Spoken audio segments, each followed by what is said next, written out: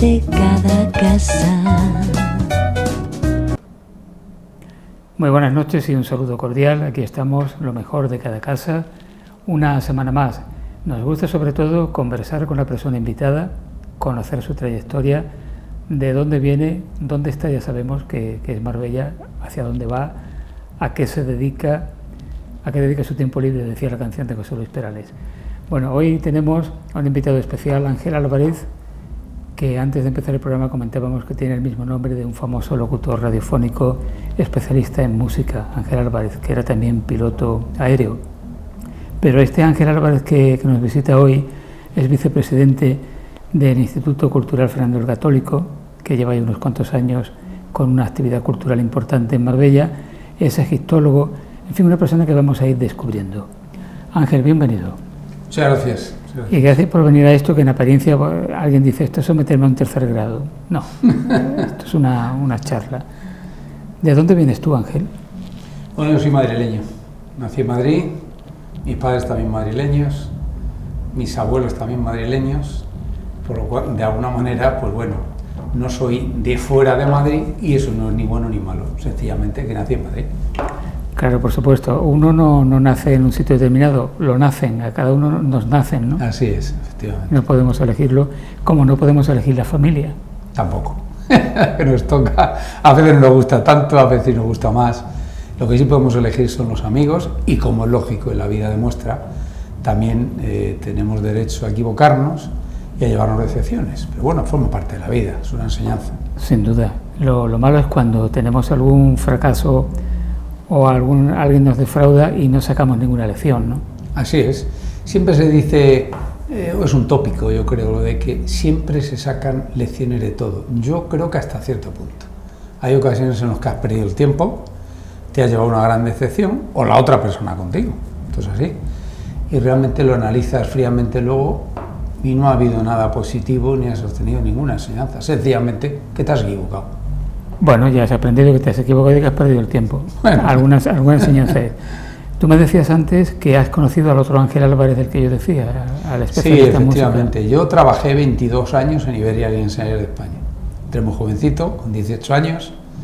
Tuve 22 años y efectivamente Ángel Álvarez, que era bastante más mayor que yo, pero era piloto de Iberia, en la línea de vuelo que recorría, que unía Madrid con Nueva York. Ese vuelo famoso, que era el vuelo de Nueva York, todos los que trabajamos en Iberia sabíamos que ese antiguo comandante de Iberia, comandante de vuelo, pues era el Ángel Álvarez famoso, que en aquellas noches maravillosas, con esa voz metálica que te envolvía, como comentábamos antes, nos transportaba a una época. Yo era muy jovencito también, es verdad, pero recuerdo vagamente que nos transportaba a un tipo de música y a un mundo que para la mayoría de nosotros era absolutamente desconocido, pero un mundo maravilloso, de una música maravillosa. Sí, realmente, porque nos hablaba de Oscar Peterson, John Coltrane, de Ella Fitzgerald, Efectivamente. de toda esta gente, ¿no? Tantísima gente que fueron pioneros en sentido amplio de la palabra y sobre todo, repito, en España, que eran grandes desconocidos para el público en general. Bueno, y el niño Ángel Álvarez aquí presente, ¿cuál es tu segundo apellido? Plaza. Plaza. El niño Ángel Álvarez Plaza, ¿cómo era? Bueno, pues el niño Ángel Álvarez Plaza era un poquito rebelde, pero un poquito, tampoco demasiado. Falleció mi padre cuando yo tenía 9 años, eso creó un problema, como es lógico, con esa edad. Mi madre viuda, soy hijo único. Entonces, pero bueno, no dejó de ser un trauma importante. Mi padre murió con 32 años nada más. Entonces, claro, un crío casi, como se suele decir. Y bueno, pues eso marca tu vida de alguna manera. Es verdad que siempre el cariño de mi madre y de mis seres más allegados, pues cubrieron ampliamente y satisfactoriamente los años de ese niño Ángel Álvarez, en el que ya fue mezclando con los estudios incipientes. No fui un gran estudiante, tengo que decirlo, no era algo lo que sobresalía especialmente, excepto en 3 materias que siempre se me daban bien. Una era la historia. Está clarísimo. El latín, la historia y geografía, que se decía entonces. Eran 3 asignaturas, también la literatura, pero sobre todo las 3 primeras se me daban bien de una manera, bueno, natural, sin estudiar en exceso. Y ahí ya va viendo uno que la personalidad de ese niño iba a ir por unos derroteros. ¿Y en qué colegios estudias? Bueno, pues yo estudié allí en el colegio, estuve en el instituto, primero en el colegio, que es el Colegio Perú, en el barrio al que yo pertenecía, cerca del Puente de Toledo, que es donde yo nací, muy cerca del río Manzanares, donde yo nací. Yo soy de ese barrio, del Puente de Toledo, y de la Virgen de la Paloma, de donde dicen los castizos, de Madrid. Yo soy del barrio de la Virgen de la Paloma. La Virgen de la Paloma es la Virgen popular para los madrileños. Y luego está nuestra patrona oficial, que es la Almudena. Pero la popular, la de las Vistillas, esa es la de la Revoltosa, la de los chulapos y chulapas, es la Virgen de la Paloma. No solo, pero esencialmente la Virgen de la Paloma.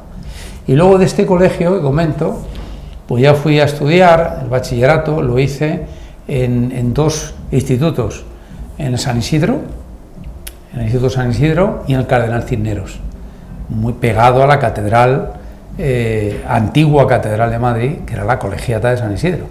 Ahí es donde yo estudié el bachillerato. ¿Y vas a la universidad? Y a partir de ahí doy el salto a la universidad, el cual fue truncado en cierta medida porque, bueno, digamos que cuando yo empezaba el tercer año, comenzado el tercer año universitario, evidentemente geografía e historia, que es lo lógico en mi caso, porque es lo que me atraía, pero bueno, me dedico a otros menesteres que obligan de alguna manera a escoger, a decidir, y la vida pues ya te demuestra con el tiempo si te equivocaste o acertaste. Vamos a dejarlo ahí en un término medio, si acerté o me equivoqué. Evidentemente los casi 3 años o 2 años y medio de la universidad fueron muy gratificantes porque estaba estudiando lo que me gustaba.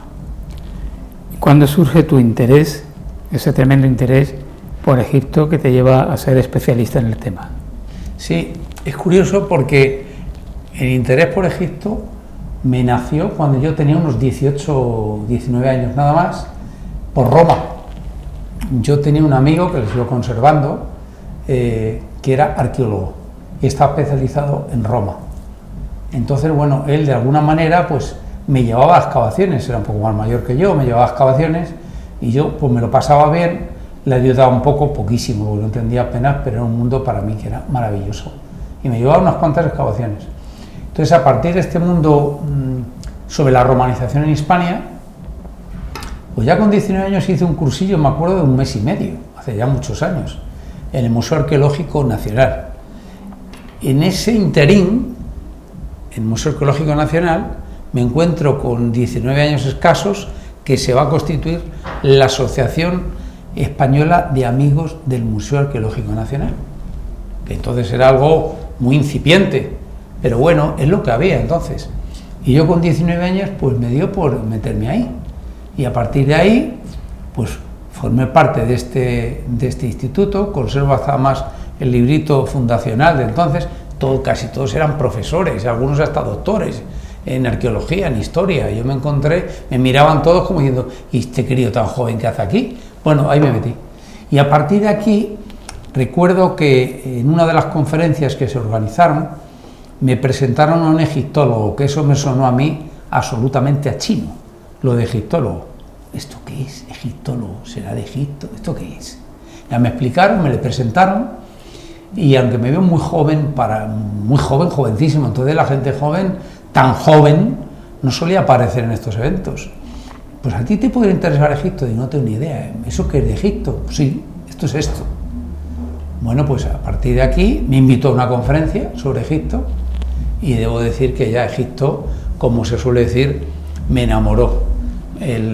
Las famosas historietas que hay, leyendas sobre el mosquito del Nilo, yo creo que a mí me inoculó, porque desde entonces me quedé enganchado con el mundo de Egipto, efectivamente. Y has ido a Egipto un montón de veces, ¿no? Pues sí, he estado ya 5 veces, he tenido la suerte. Creo que no dentro de mucho tiempo, pues seguramente iré por 6ª vez. Claro, porque en los últimos años ir a Egipto ha sido complicado, ¿no? Sí, es complicado y desaconsejable, porque realmente, vamos a ver, la situación, si bien en el mundo, digamos, civilizado, entre comillas, y no es que Egipto no lo sea, que voy a matizarlo, pero la problemática que hemos estado viviendo ha sido tremenda, parece que la vamos dejando atrás lentamente, pero digamos que en otras partes del planeta los medios, la vacunación, lentísimo, en lugares un poco recónditos, alejados de las grandes capitales, eso lo de las vacunas es algo muy escaso. Egipto evidentemente no es un país tercermundista, ni muchísimo menos, pero tiene carencias importantes. Entonces es aconsejable el viajar, los vuelos de ciertas horas hay que tener cuidado, las concentraciones, todo poco a poco se va relajando y eso es muy positivo, pero luego de 3 meses o 4 hacia atrás era desaconsejable en todos los sentidos y se ha visto a nivel mundial, y Egipto no iba a ser una excepción. Bueno, y anteriormente al asunto de la pandemia, también el tema del terrorismo, hecho para atrás en la situación política. Tremendo. Yo uno de los viajes que estuve, pues a los 3 meses de ese viaje, podía haber sido al mes o desgraciadamente en el mismo momento, hubo un gran atentado terrorista precisamente en lo que fue el gran templo de la reina Hatshepsut.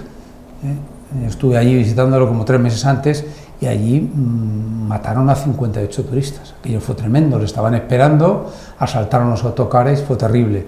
Y además que es un hecho que tratar de minusvalorar la importancia, ocultarlo, no resuelve el problema. Además tiene derecho todo el que va a viajar, sea donde sea, tiene derecho a conocer la realidad. No se puede engañar a la gente exclusivamente porque ingresen dinero, si sea bueno el turismo, para los nacionales de ese país, que me parece muy legítimo. Además, cualquier viajero o turista tiene el derecho a valorar los riesgos y asumir la cantidad que quiera, ¿no? Entonces, y hay más problemas que surgen, a lo mejor no tan grandes en otras partes de Egipto, muy minoritarios, pero que suelen ser siempre objetivo los cristianos coptos. Los cristianos coptos son atacados no tan excepcionalmente como nos pensamos en lugares recónditos de Egipto por el simple hecho de ser cristianos. Y además quiero aprovechar para decir que los cristianos coptos son los descendientes directos de los antiguos egipcios, porque los egipcios actuales, repito, no es ni bueno ni malo, pero es un hecho objetivo que está ahí. Los egipcios actuales, la mayoría descienden de los árabes que llegando del desierto de Arabia invadieron Egipto y sustituyeron por las buenas o por las malas a la población que había, que eran los cristianos coptos, cristianizados con Roma y que descendían de los egipcios históricos.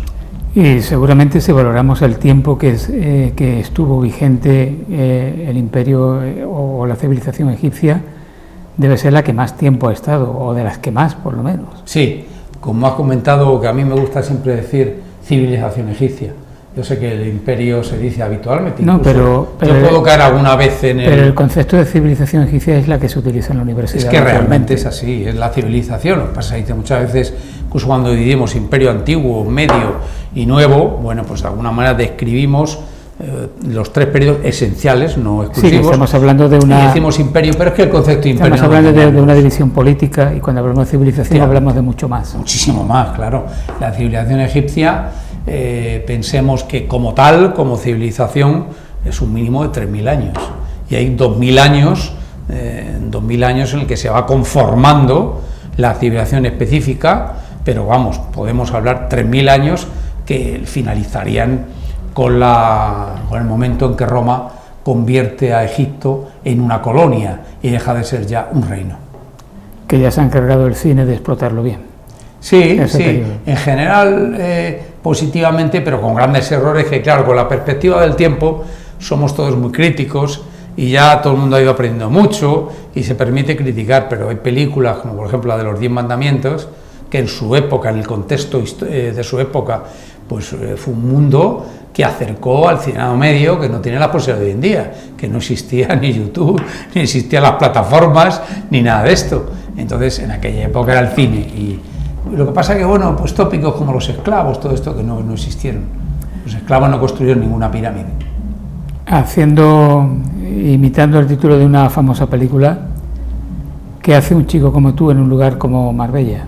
Bueno, pues en Marbella, digamos que por circunstancias de mi vida personal, hace 12 años vine a vivir a Marbella y aquí estoy. Y ya me considero un marbellí marbellense, lo más integrado posible, porque todas las sociedades, todas las ciudades, pueblos, villas, tienen sus peculiaridades. Una vez cuesta más adaptarse, otra vez menos. También depende de la persona, de nuestra propia personalidad, que nos cueste más o menos el integrarnos. Pero digamos que Marbella es una sociedad peculiar, y como peculiar que es, pues tiene uno que adaptarse a esa sociedad, en mi opinión, que es muy poliédrica, la sociedad de Marbella. No es fácil, y aquí estoy.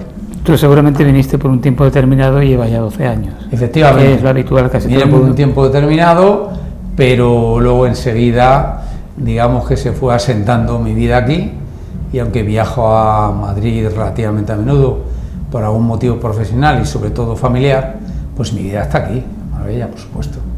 ¿Qué fue lo que a ti te llamó la atención más, que te sorprendió más cuando tú llegaste a Marbella en aquel momento? Lo que más me sorprendió, las diferentes Marbellas, que a día de hoy todavía voy escudriñando para poco a poco ir diferenciando, porque yo pensé al principio que había una sola Marbella. Sé que es un tópico, pero también tiene que pensar el marbellí muchas veces, que cuando se hablan de Marbella de personas que no viven aquí, como si alguien se pone a hablar de un pueblo de Toledo, por decir algo, con mucha facilidad los lugareños, lo digo positivamente y cariñosamente, siempre ven como negativo o despectivo para el que dé una opinión sobre ese pueblo, sin darse cuenta que a lo mejor el tópico que hay de ese lugar en el exterior es algo que comúnmente está aceptado. Entonces, una cosa es que les animamos a conocernos para saber lo que somos, eso sí, pero no se puede despectivamente decir, claro, como no tienen ni idea, pero yo diría, ¿y cuánta gente conoce a lo mejor el pueblo de Cebolla? Claro. En Toledo, pues muy poca gente. Bueno, no pasa nada. ¿Lo suyo es ir a verlo? Pues sí, pero mire usted, si no hay nunca Marbella, es lo que hay. Entonces, esas diferentes Marbellas, cuando yo vine, tenía la idea de una sola Marbella. La Marbella que, con aspectos para mí más negativos que positivos, durante una época de España bastante oscura y afortunadamente yo creo que superada, se transmitió a nivel nacional. Eso es un hecho que el marbellí no debe olvidar. Se transmitió una imagen que el de fuera tampoco tenía mucha culpa. Se vendía por los medios una imagen de lo que estaba sucediendo y es lo que nos quedó a muchísimas personas. Cuando llegas aquí te das cuenta que no hay una sola Marbella, que ya hay como mínimo 2 y con el tiempo hasta 3. Pero de entrada, yo no vine por eso, pero lo que está claro es que es la imagen que traes, ese tópico, y luego vas descubriendo evidentemente las grandes diferencias que hay, que son muchas, muchas. Por supuesto, y además hay la Marbella del lujo, pero también hay la Marbella de obrera, por así decirlo, ¿no? Claro, y yo diría que hay otra Marbella también intermedia, es decir, sí, está claro. La Marbella obrera, la gente más del pueblo, no en el sentido político, sino en el sentido, como un hecho objetivo de la gente que ha nacido aquí, o que lleva ya toda su vida aquí, porque ya sabemos lo de que el hombre no es de donde nace, sino de donde pase, y que una persona puede haber nacido en un lugar, pero llevar tantos años de su vida en otro, que se siente de ese lugar. Entonces no se trata, lo dice una persona como yo de Madrid, donde estamos acostumbrados siempre a lo largo de nuestra historia a recibir miles y miles de personas de distintos puntos de la geografía nacional, y nunca nos ha preocupado de dónde era el que venía. ¿Es buena persona? Sí. ¿Es una persona con unos principios básicos mínimos de conveniencia? Sí. Eso es lo importante. ¿Qué más da el lugar de nacimiento? Ángel, tú eres vicepresidente del Instituto Fernando el Católico. El presidente es Antonio Díaz Aroca. Así es. Conocido también como Eduardo Díaz Aroca. Así es. Porque tiene los dos, profesor. Los dos nombres. ¿Cuándo surgió el Instituto Fernando el Católico? ¿De dónde viene la atracción por el rey Fernando? Bueno, digamos que si bien mi pasión esencial es por el mundo de la egiptología, ya hace años, diríamos que como unos 8 o 10 años, pues comencé a dedicar mucho tiempo en mis estudios, en mis análisis, en mis viajes al mundo medieval. Y entonces, a través de ese mundo medieval, pues llegó un momento en que vas avanzando cronológicamente, y descubrí, entre comillas lo descubrí lógicamente, la época previa incluso a la llegada de los reyes católicos en sus respectivos reinos. Me empecé a interesar cada vez más, comencé a consultar, a leer, a investigar el máximo posible, y me atrajo muchísimo. Entonces, cuando llego a Marbella, lleva tiempo mascullando la posibilidad de formar una asociación de esa índole, centrada no exclusivamente, pero sí esencialmente, digamos que a partir del siglo XII o XIII aproximadamente, de nuestra historia. Se lo propuse a una serie de personas, entre las que se encontraba don Antonio Díaz Aroca, nuestro actual presidente, conocido por todo el mundo por ser un gran otorrino y una excelente persona, añado yo.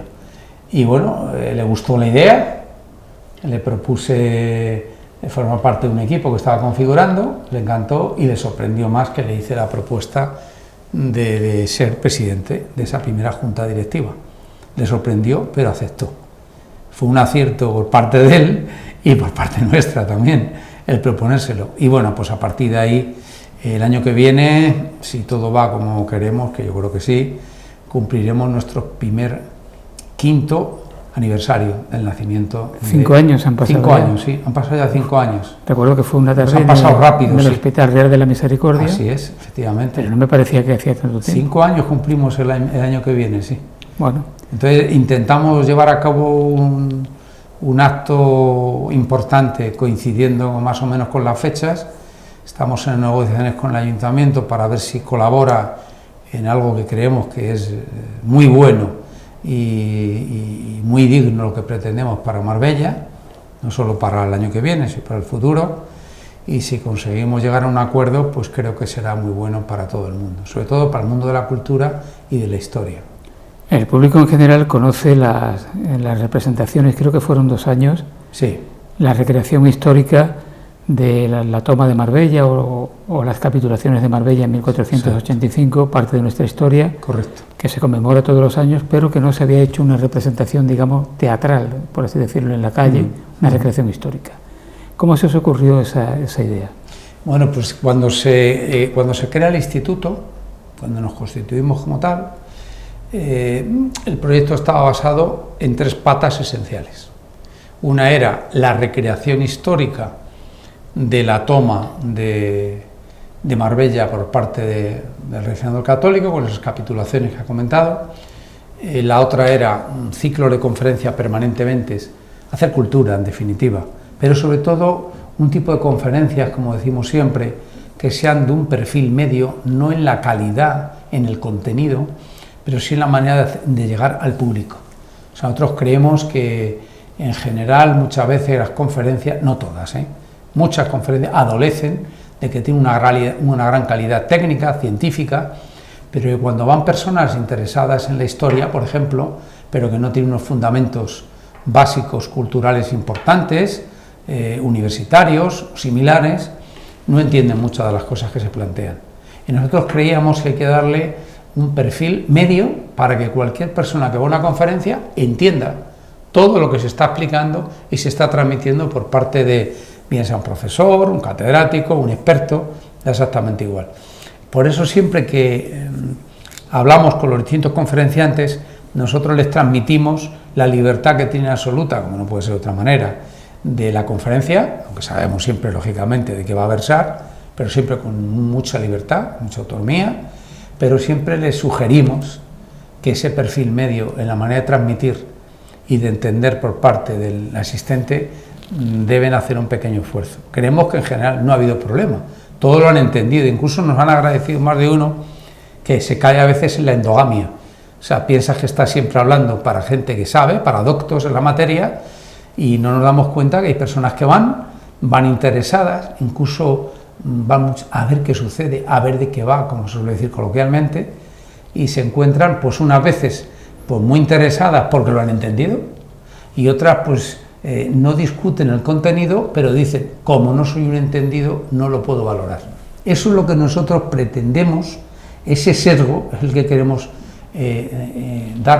imprimir en toda nuestra conferencia. Y la tercera pata, esa es una pata, la otra pata es esta, y la tercera pata que queríamos llevar a cabo es que con el tiempo queríamos establecer los premios culturales Fernando el Católico de Marbella, que no sean de ámbito local, no porque tengamos nada contra local, sino queremos ser más ambiciosos, prudentes pero ambiciosos, y poner en marcha los premios culturales Fernando el Católico de ámbito nacional. que las personas que puedan ser premiadas por su trayectoria u obra, da igual de donde sean, pueden ser de Marbella, pueden ser de Bilbao, de Valencia o de donde sea, porque la cultura en definitiva no se puede comprimir en unas fronteras concretas. Entonces, sí, además ese tipo de actos tienen también una trascendencia de promoción de Marbella, incluso, ¿no? Claro, positivo para Marbella. Aquí hubo un premio de novela Ciudad de Marbella, efectivamente, ya me lo han comentado en alguna ocasión. Hubo el premio de poesía Rey Juan Carlos, que se suprimió. Hubo un certamen de cine amateur que mandaban películas de Estados Unidos, de Inglaterra, de Alemania, se suprimió. Desgraciadamente, todo esto que se ha ido suprimiendo, no pretendemos llenar el hueco de nada.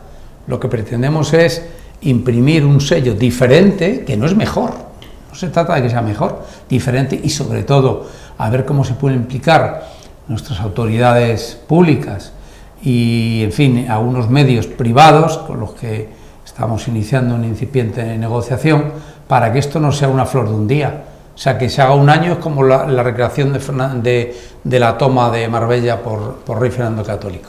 No se trata de que un año salga bien y al otro año regular y el tercero nos olvidemos, no. Nosotros tenemos previsto la tercera recreación en junio del 2022.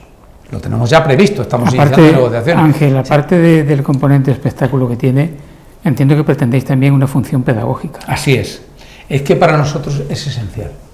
Nosotros, con todos los respetos a quienes hacen recreaciones, exhibiciones en el buen sentido de la palabra, de una manera muy lúdica, muy entretenida, lo respetamos. Pero nosotros, además de eso, lo que sobre todo nos preocupa es la labor pedagógica. Es decir, queremos transportar al que está viendo una recreación a la época, al momento, cómo se pudo dar una negociación en las capitulaciones. Por eso ponemos un representante del alcaide musulmán, otro del Rey Fernando el Católico, negociando las condiciones de las capitulaciones, que más o menos el público que lo está viendo y al que se le va explicando a través de un micrófono, se le va explicando previamente lo que van a ver, qué es una capitulación, y la entrega de llaves, la conversación que según los cronistas más o menos que se reflejan las capitulaciones, que así se conservan, cómo puede ser más o menos esa conversación para la entrega de Marbella. Bueno, pues todo esto es pedagogía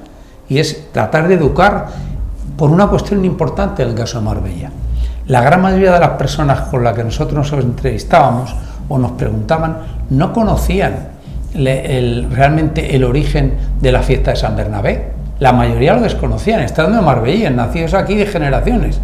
Y les preguntaba, bueno, ¿usted sabe por qué? Dicen, bueno, siempre ha sido así. Mi padre decía, mi madre decía, mi abuelo decía. Bueno, pues una vez más aprovecho para decir que San Bernabé Apóstol es el día en que, según estas capitulaciones, según a uno de los cronistas del Rey Fernando, es cuando se entra en Marbella. Coincidiendo que era San Bernabé Apóstol, se decide que sea el patrón de Marbella. Es decir, las fiestas que aquí se celebran en junio, las fiestas de Marbella, tienen su origen en ese hecho histórico. ¿Hay algo más bonito y pedagógico y educativo que recrear aquella época para que entiendan los marbellíes, desde ese momento para acá, las fiestas que se están celebrando, cuál es su origen? Por eso nosotros reivindicamos, más allá de la recreación, que creemos que la figura situadas en el contexto histórico, de los reyes, la reconquista, es que todo hay que situarlo en el contexto. No podemos hacer un análisis con ojos actuales porque entraríamos en disquisiciones incluso de tipo ideológico que no nos llevan a nada. Entonces, es muy interesante el que el ayuntamiento, gobierne quien gobierne, se implique y sea consciente que las fiestas populares tienen su origen en ese hecho histórico. Por eso creo que nunca deben dejar caer una idea, que con independencia que haya sido nuestra, la idea por sí es que es muy interesante, porque entroncan con esa historia de Marbella. Y por eso nosotros siempre hablamos y decimos, estamos recreando un hecho histórico, más allá de la parte teatral que pueda tener la recreación, pero por eso somos bastante ortodoxos, desde la vestimenta en todos los sentidos. De hecho, tuve hace 3 meses escasos una reunión con el concejal de Participación Ciudadana, que fue en ese sentido muy positiva, porque le hemos pedido colaboración para que cada año se puedan ir sumando vecinos de Marbella a la recreación. Y entonces, ¿qué le hemos pedido? Que nos facilite un espacio semanal, que pondremos en breve en marcha, para que todo aquel que quiera participar lo pueda hacer bajo unos requisitos. Y esos requisitos son esencialmente las formas, el comportamiento y la vestimenta. Entonces, todo esto forma parte de lo mismo. Tú has dicho antes, conferencias en un lenguaje asequible, divulgativo, sin demasiados tecnicismos, con los datos precisos, no abrumando.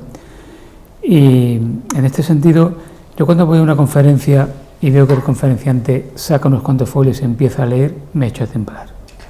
Pues tengo la experiencia de una conferencia sobre los templarios, que es un tema que me interesaba mucho. El señor dio una conferencia de casi hora y media, absolutamente leída, abrumando con datos, y fue soporífera. Poco después fui a una de Juan Eslava Galán sobre el mismo asunto, sin ningún papel, incluso con datos de humor, maravilloso. Porque claro, uno necesita que le cuenten las cosas de manera amena. Claro. Y creo que eso realmente es importante. Y esto lo complemento con una de las últimas conferencias que organizasteis con Miguel Vila, el arqueólogo que está dirigiendo las excavaciones del Hotel La Fonda, que fue magnífico, con una masiva afluencia de público, con fotografías, que duró lo que tenía que durar y donde habló de un montón de cosas muy interesantes.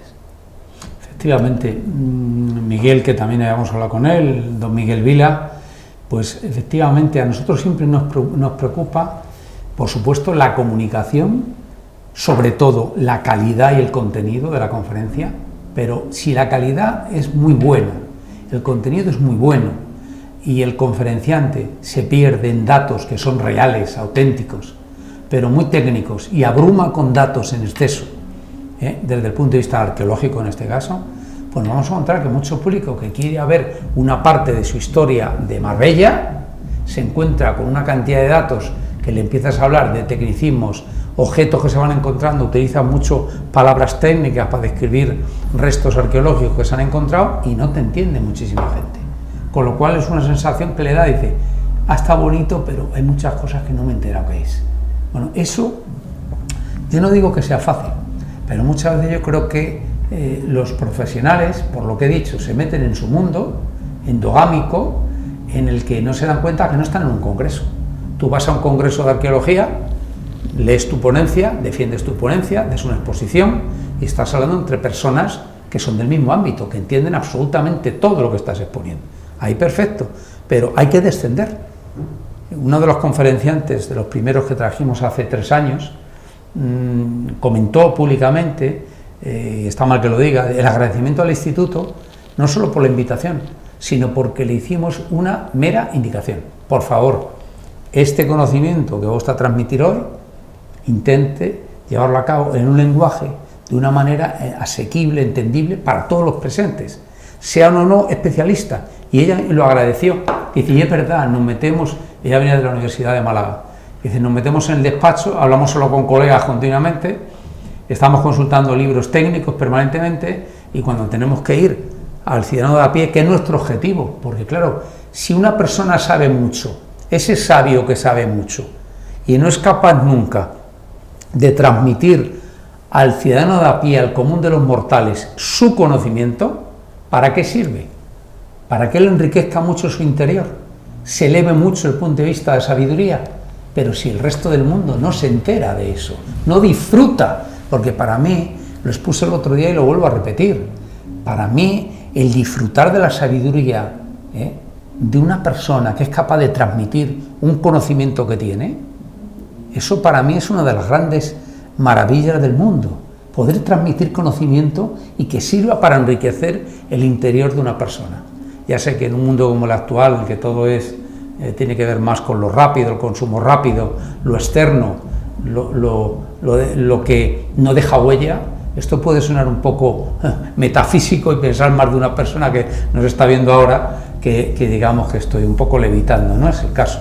Lo pienso honestamente, creo que hace falta mucha mayor cultura y hace falta llegar al conocimiento. Y el conocimiento está en los libros. Y el que es experto en el conocimiento, que es lo que yo denomino un sabio, hay que aprovechar que lo pueda transmitir, pero tiene que saber transmitirlo, fundamental. Sorprende, Ángel, que las excavaciones, como esta que se está realizando en la fonda, no parta de iniciativa pública, sino que sean empresas privadas, porque la propiedad se encarga de hacer esa prospección, que es obligatoria, pero que parte, ya digo, de una iniciativa privada. Sí. Algo falla en nuestro país para que eso sea así, ¿no? Lo que falla es que en general, no hablamos de Marbella, hablamos en general, está claro. Lo que falla es que a las administraciones públicas en general le viene muy bien una parte de la historia, que una parte de la historia sea por iniciativa privada. No es malo, pero claro, no es malo cuando partimos de no solo del cumplimiento de la ley por parte del particular, sino la colaboración del particular. Porque el particular en concreto, los propietarios de la fonda actual, la ley les exige unas normas de obligado cumplimiento, unas catas de obligado cumplimiento. Ellos pueden haber hecho las catas, haber cumplido lo que dice la ley, y salvo algo extraordinario que hubiera aparecido, habrían cumplido, no han hecho nada incorrecto, se habían terminado, se había documentado, se habían tapado y ya está, y han cumplido. Sin embargo, en este caso se ha dado con unos propietarios que han tenido a bien darle más tiempo, con lo cual pérdida de dinero para ellos en su inversión. Cuanto más tarden en abrir, lógicamente sus ingresos son menores, pero también ha habido que invertir mucho dinero, porque pensemos que lo que se calculaba unos 6 meses, estamos en más de año y medio. Entonces, claro, ese dinero lo ha invertido la propiedad privada. El ayuntamiento no está obligado, ni aquí ni en ninguna parte. El ayuntamiento lo que está obligado, y España tiene, como muchos países, miles de yacimientos al aire libre que se sabe que están ahí, unos por desidia, que no dedican lo que tienen que dedicar, ayuntamientos, comunidades autónomas o gobierno central, y otros porque no tienen medios. Entonces, claro, si da la casualidad que alguien quiere construir ahí una fábrica en medio del campo y aparece un yacimiento, pues muy bien, le viene fenomenal al ayuntamiento, a la comunidad autónoma de turno, pero esa es la realidad. Y aquí es un ejemplo claro. Marbella no ha hecho nada diferente al resto de los municipios, pero el que sí lo ha hecho diferente ha sido la propiedad, que han creído en que merecía la pena continuar, y el propio director de las excavaciones, claro, Miguel Vilas, se quedó sorprendido de ver que lo no habitual aquí se ha convertido en algo excepcional, pero muy positivo. Y es que le han dicho, siga usted, si ve que esto merece la pena, continúe. Pues como se dijo en la conferencia, llevamos por casi 600 esqueletos, que más allá de la parte morbosa de los esqueletos, se trata de que fue utilizado ese cementerio durante muchísimo tiempo. Claro. Eso es lo verdaderamente importante, lo cual quiere decir que ese lugar tenía mucha importancia para los habitantes de Marbella.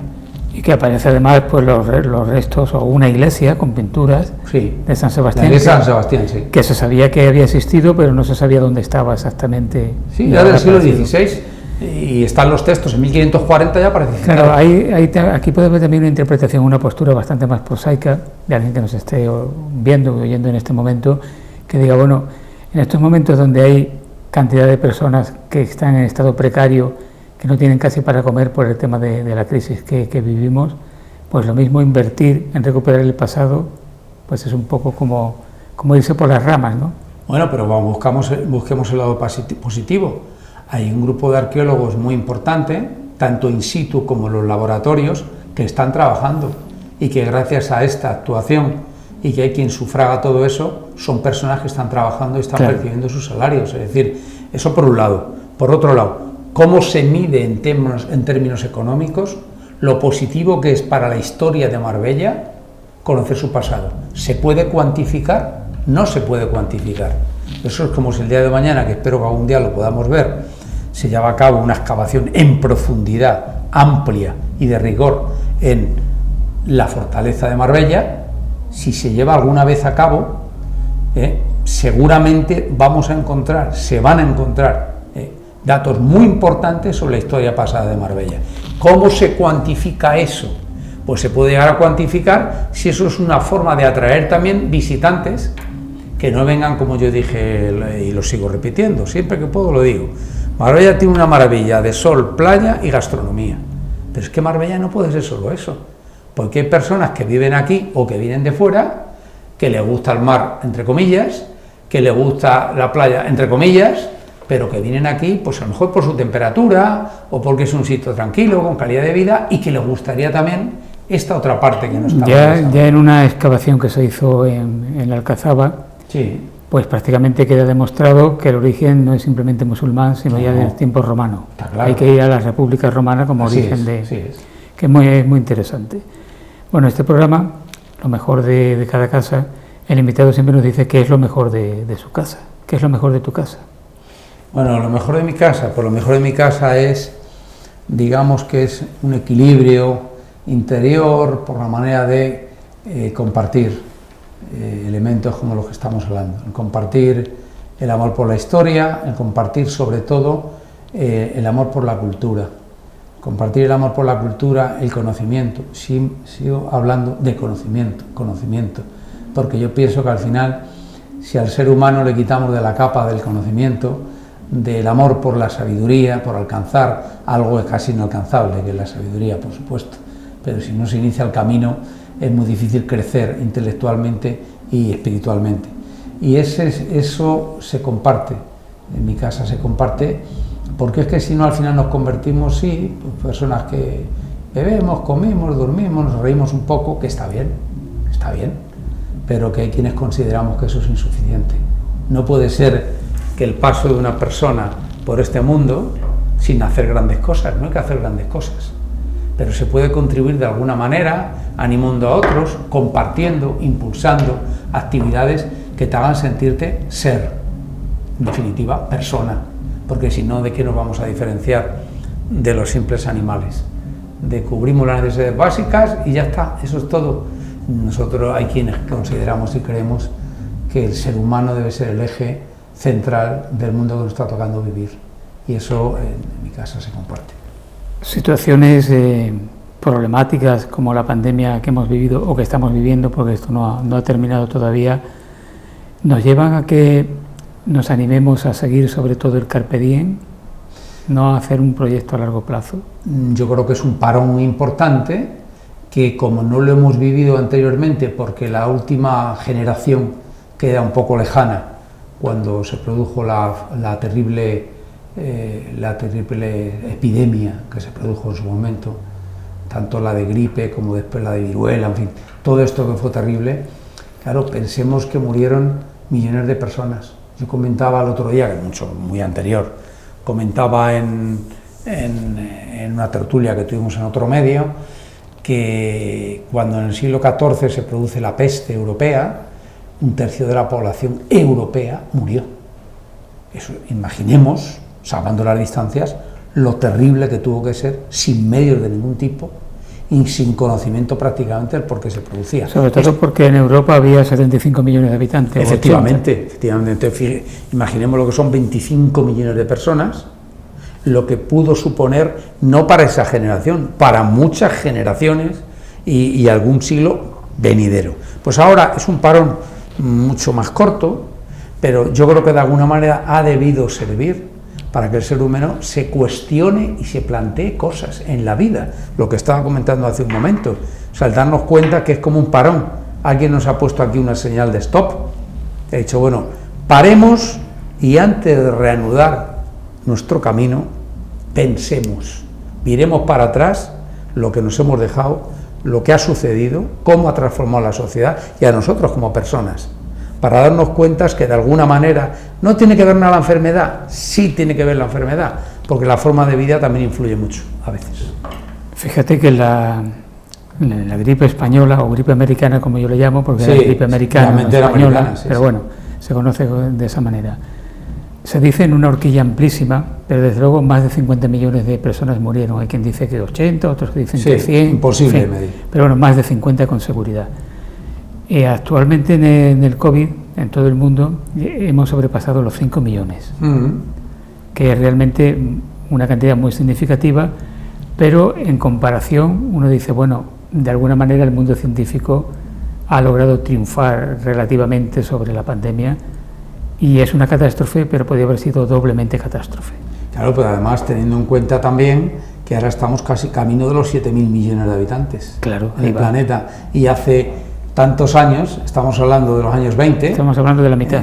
Pensemos que estábamos hablando de 3.000 y pico, no llegábamos a 4.000 millones de habitantes. Entonces, situado en ese contexto, pues imaginemos los 50 millones de muertos, es como si ahora se hubieran producido, pues digamos, 9, 10 millones por la pandemia. Pero, es decir, el decir lo de la cantidad no es tan importante. Sí, sí es importante porque, como bien está diciendo, la sanidad, los conocimientos científicos, en gran medida han servido y siguen sirviendo y servirán más para que no haya sido tan dañino, porque el mundo se tiene que preparar, no porque haya pasado esto, que pueden llegar otras pandemias, hay que prepararse psicológicamente también, que puede producirse o no, a lo mejor fallecemos cuando nos toque fallecer a cada uno y no se ha producido otra pandemia, o llega otra. Esto para mí es que la ayuda, entre comillas, psicológica, y la enseñanza psicológica que debemos extraer no se nos debe olvidar nunca. Y cuando nos retrotraemos eso a los años 20, lo que pasó con esa terrible pandemia, que pensemos que en el resto de Europa, que estaban en la guerra recién terminada, la Primera Guerra Mundial, entre el 1914 y 1918, había órdenes expresas en todos los países en guerra de no publicar noticias sobre muertos, porque una manera de dar a los enemigos, por decirlo así, datos de cómo estaba afectando la pandemia en sus respectivos países, menos en España. Claro. España no estaba en guerra y aquí sí se publicaban los datos. Y entonces nos ganamos el título de gripe española. Exacto, efectivamente. Un libro que... Otra parte de la leyenda negra también. Un libro que te haya marcado. Sin lugar a dudas, el libro que más me ha marcado a mí, El nombre de la rosa. Me ha marcado absolutamente. Es un libro impresionante. Lo he leído 3 veces y la película, tengo además una película especial, una edición especial, que sacó unos grandes almacenes en su momento, con un estuche metálico de la primera película que salió de El nombre de la rosa. Lo he visto ya, he perdido la cuenta, porque me parece impresionante no solo la coreografía, que lo es lo que decía antes de la recreación de aquí, de la entrada del Rey Fernando. Es que es muy importante para tú situarte, trasladarte, es como si fueras en el tiempo hacia atrás, la coreografía, la vestimenta, todo, los gestos, ahí está la calidad de los actores, lógicamente, todo, hasta la trama, tiene que tener coherencia, para que tú consigas respirar el aire, el clima de la película o del libro. Y además cuando uno lee el libro, dice, bueno, qué difícil es adaptar al cine esta novela. Y qué bien adaptada está en la obra de Jacques Annaud, con Sean Connery, que era el protagonista, y Christian Slater, que era el novicio, ¿no? Así es. Y realmente es lo que tú dices, la atmósfera está captada a la perfección. Perfectamente. Lees el libro y te traslada, lo estás viviendo según pasan las páginas, pero es que ves la película y estás transportado, parece que estás en una ventana viendo cómo se están produciendo los hechos, están pasando los personajes. Y eso es muy difícil. Coinciden además los expertos en cine. Lo difícil que es conseguir eso. Casi todo el mundo dice, el libro es una maravilla, pero la película deja mucho que desear. Bueno, en este caso coinciden, en general los especialistas, que no ha sido así. Esa película a mí me marcó muchísimo. Y cuando era un niño, casi entrando en la pubertad, me marcó Oliver Twist. Oliver Twist, debo decir que fue el primer libro que yo leí. Y me marcó no por ser el primero, sino por el personaje y una sociedad que yo no comprendía entonces, con esa edad cuando lo leí, que existía realmente, y qué bien se plasma en el libro la sociedad, que cuando tuve más edad y lo volví a leer, qué bien se plasmó esa película, ese libro, a mí como ese jovencillo ya en ciernes, me encantó. Y luego ya, pues con otra edad, repito, El nombre de la rosa, hay muchos libros, pero para mí ese me marcó, absolutamente. ¿Y una película? Una película, La lista de Schindler. La lista de Schindler me parece una película que reúne absolutamente todo, de lo bueno, lo mejor y lo peor que puede llegar a ser el ser humano. Lo mejor y lo peor. Para mí recopila. Y luego el sufrimiento, que el sufrimiento en el ser humano, que por mucho que digan es consustancial, el ser humano, algo de nuestra historia, forma parte de nuestra vida, Por mucho que digan, bueno, es que no tiene por qué ser. Bueno, lo de poder de ser es relativo, pero el que el ser humano está en la Tierra, desde allá por la prehistoria, ya sufrían. Y bueno, pues... Pero la sociedad actual no quiere ni oír hablar de sufrimiento. Pero es que forma parte de la vida. Ya, pero se oculta... ¿Por qué la sociedad, y ahora estamos viendo el ejemplo, el COVID? El COVID no se trata de estar todo el día machacando solo con datos del COVID, que médicos que están muy bien, es que también está la otra parte más cruda, más dura, que es el sufrimiento de los seres humanos, de los familiares que no han podido ir a un entierro, que no han podido compartir los últimos momentos. Todo eso es sufrimiento, forma parte de la vida, porque si uno sufre, que no es que esté bien, yo no digo que esté bien, pero es que es consustancial. Si uno llega a ver el sufrimiento, psicológicamente te hace prepararte mejor para las dificultades de la vida.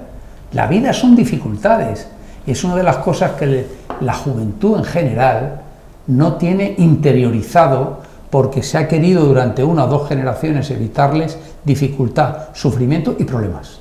¿Qué pasa? Que llegan los problemas y como no están preparados ni psicológicamente, nadie les ha hablado ni de sufrimiento ni de esfuerzo. El esfuerzo para poder sacar unos estudios de gente que trabajaba todo el día y por la noche se preparaba sus carreras universitarias. Hoy en día ya los niños pueden pasar con 1 o 2 suspensos, no, es que estamos yendo a terapia porque está afectado, porque van a quedar 2 asignaturas. Bueno, oiga, pues mire usted, prepara a su hijo para aguantar, para sufrir, para luchar, para trabajar y para forzarse. Es que posiblemente Ángel se ha pasado del extremo del tenebroso valle de lágrimas del catolicismo al extremo contrario, claro, donde todo es jauja, hippie y felicidad. Todo es felicidad, todo es juventud. Y papá Estado, gobierne quien gobierne, da igual, papá Estado me tiene que resolver todos mis problemas. Es decir, tú, por ti mismo y por la sociedad en la que vives, tú, ¿qué eres capaz de hacer? ¿Tú qué eres capaz de hacer por ti, por los tuyos y por la sociedad en la que vives y de la que formas parte? No estés siempre pendiente de qué va a hacer la sociedad por ti y papá de Estado por ti. No puede ser. Eso suena a presidentes de Estados Unidos, ¿no? Claro, no, efectivamente, ya lo dijo en su momento quien lo dijo, alguien muchísimo más importante que yo, pero estaba transmitiendo una realidad a la que a la gente joven, a nuestros hijos, a nuestros hay que prepararlos inmediatamente. El esfuerzo no te va a asegurar el éxito, entre comillas, porque el éxito al final es relativo. Sí te va a asegurar que más o menos por la vida, las dificultades que te vayas encontrando, si no las vas a poder resolver todas, vas a estar mejor preparado para sortearlas. Ahora, si todo es fácil, si todo es cómodo, si los hijos no abandonan sus casas porque no pueden hasta los 30 años de media, y si voy a estudiar con 2 asignaturas suspensas puedo pasar, claro, si no sucede. ¿Por qué tenemos en España, por ejemplo, 3 veces más ingenieros que en Alemania? Porque somos mucho más gente que los alemanes, son licenciados que en Alemania, somos más inteligentes, porque han analizado que la nación no puede asimilar esa cantidad de licenciados y que hacen falta gente preparada, formada en cantidad de oficios que están desapareciendo. Entonces, ese esfuerzo es lo que, en mi opinión, la sociedad española ha ido dejando de lado. ¿Cuál es la consecuencia?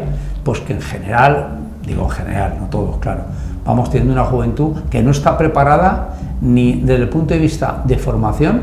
Conocimiento es otra cosa distinta, de formación, experiencia y sobre todo psicológicamente no están preparados ante la dificultad, ante el esfuerzo. Si tú no estás preparado para esforzarte y ante la dificultad, es prácticamente imposible que consigas ninguna de las metas que te propongas tú como ser humano y que contribuyas al conjunto de la sociedad. Esta mañana me comentaban que está desapareciendo la profesión de panaderos porque nadie joven quiere meterse a trabajar de noche en las panaderías. Evidentemente, así es. Y los panaderos no tienen relevo. Claro, y si va usted, por ejemplo, a Mercamadrid, yo que soy de Madrid, el mayor mercado de frutas y pescados de España, y el más grande después del que hay en Japón, pues nos encontramos que allí todo el mundo empieza a trabajar a las 4 menos cuarto de la mañana. Eso es un mundo. Si alguien tiene oportunidad de ir a verlo, hay que madrugar, se puede ver. Bueno, pues veamos la media de edad. la media de edad no baja casi nada de los 45 o 50 años. La gente joven, lo del esfuerzo que estoy comentando permanentemente en esta parte de nuestra entrevista, o de este comentario, la edad, el esfuerzo, el sacrificio, hay que levantarse a las 3 para estar a las 4. Bueno, eso la mayoría de la gente joven no está por la labor. A mí tú me hablas de alguien de 45 años y lo considero jovencísimo. Sí, pero he dicho que de menos de 45 años no encuentra uno a nadie allí, cuando allí hay mucho esfuerzo físico, hay humedad, hay frío, hay trabajo, y entonces la gente joven evidentemente está más preparada físicamente. Pues normalmente esas personas, esos jóvenes, allí están desaparecidos. Trabajo cómodo, que no sea de mucho esfuerzo si puede ser, si no todos los fines de semana, aparte los fines de semana, y por supuesto un gran sueldo que me permita hacer todo lo que yo quiero. Claro, es que eso es muy difícil, ni en el país del maná, que se decía antes, se encuentra algo así. ¿Qué música le ponemos? ¿Cuál es tu música preferida? Pues hombre, a mí me gusta mucho Johnny Cash. Hombre, Johnny Cash, Prisión Fulson. Sí. Por ejemplo. La música country no me disgusta. Muy bien. Pero también me gustan mucho los cantos gregorianos. Muchísimo. Pues mira, yo muchas veces pongo canto gregoriano porque me relaja un montón. Así es, muchísimo. Y si no lo has hecho, que seguramente sí, porque eres un hombre ya muy, en fin, de amplio conocimiento y amplias vivencias, pues yo te animaría, si no lo has hecho, que vayas a pasar 8 o 10 días, si no has estado. No he estado todavía. En Silos. Ese es un plan que llevo mucho tiempo. Son benedictinos, pero también te puedes ir a San Pedro de Cardeña, donde fue enterrado el Cid Campeador y doña Jimena. ¿Te acuerdas que que son cistercienses, y allí 8 o 10 días puedes compartir, o no, si no quieres, la vida cotidiana con ellos, y si no quieres compartir. En los 90 los monjes de Santo Domingo de Silos publicaron un disco. Lo tengo. Que fue superventa. Lo tengo. Es un doble que le tengo, y sigo escuchándole cuando necesito, hasta para escribir a veces. Sí. Bueno, pues llevamos casi 1 hora. Ha pasado muy rápido. Se pasa rápidamente. Eso es bueno. Sí, porque se da frecuentemente en este programa que cuando le digo a las personas, pues vamos a estar 1 hora, me dicen, ¿1 hora y de qué vamos a hablar? Pues anda que no hay cosas de las que hablar. Te agradezco, Ángel, que hayas venido. A vosotros, encantado de haber venido, de colaborar en la medida posible. Mi modesta persona, y desde el Instituto, siempre que se nos requiera, estamos a vuestra entera disposición. Y además seguiremos la trayectoria del Instituto, que esperemos sea fructífera. Así esperamos, muchas gracias. Gracias. También, como siempre, a todos ustedes que están ahí, que nos siguen, que comparten con nosotros este gusto por la conversación. Hasta la próxima semana. Un saludo.